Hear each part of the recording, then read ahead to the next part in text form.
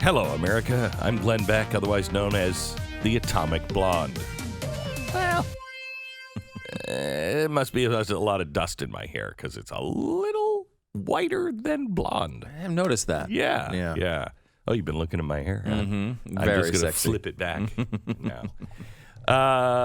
Welcome to Friday. We have a lot of audio that I think that you really need to hear. First of all, here's Donald Trump conceding, if you will. Listen. The demonstrators who infiltrated the Capitol have defiled the seat of American democracy. To those who engaged in the acts of violence and destruction, you do not represent our country. And to those who broke the law, you will pay. We have just been through an intense election and emotions are high, but now tempers must be cooled and calm restored. We must get on with the business of America. A new administration will be inaugurated on January 20th. My focus now turns to ensuring a smooth, orderly, and seamless transition of power. This moment calls for healing and reconciliation. 2020 has been a challenging time for our people. A menacing pandemic has upended the lives of our citizens, isolated millions in their homes, damaged our economy, and claimed countless lives. Defeating this pandemic and rebuilding the greatest economy on earth will require all of us working together. Good. I'm glad to hear him say this. I wish we would not have gone through the violence before he said this.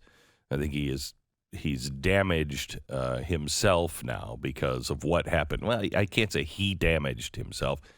The people that marched onto the Capitol and did the things that happened that were violent and out of control in the Capitol, they damaged everybody. They damaged everybody. And they should go to jail. If they did something illegal, if they were the ones that were, defiling the Capitol, breaking the windows, they should all go to jail. And you won't find a celebrity on this side, especially a candidate, raising money to make sure that they are getting out of jail, raising money for bail, like you did with Kamala Harris. It's shameful what has gone on in this country in the last 6 months. I never expected the president to not leave the Oval Office. I just wish he would have given that speech immediately when things were happening in the Capitol. Yeah, I think that's fair. I would also, and this maybe isn't the most important part of this, but it is jarring if you look at this from a perspective of the reaction from as to these events over the past year. When BLM is torching cities and doing all these things, almost every mainstream media personality is on the air saying it's either a version of it's justified, or we can completely understand their anger, or you can't blame them. May I just play the montage of what happened over the summer with the media? I want to be clear in how I characterize this. This is mostly a protest. It is not, generally speaking, unruly.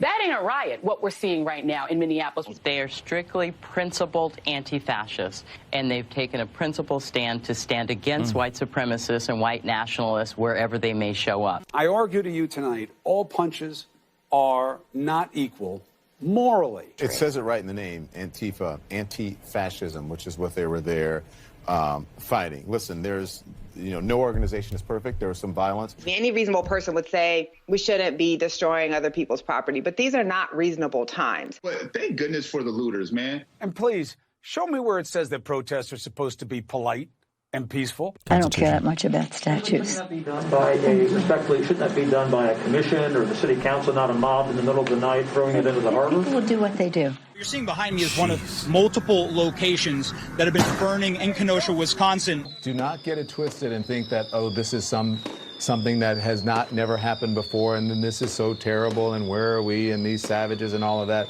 This is how this country was started. People get mad, and people get sick of it. People are risking COVID to explain to this country that we're fed up. Most of the major movements in American history have started at the grassroots level and at some point have turned into direct conflict with American government. So remember your history before you judge your present. Thuggishness is thuggishness wherever it comes from politically, and we should be the first to call it out. I disagree. That is absolutely breathtaking. Breathtaking.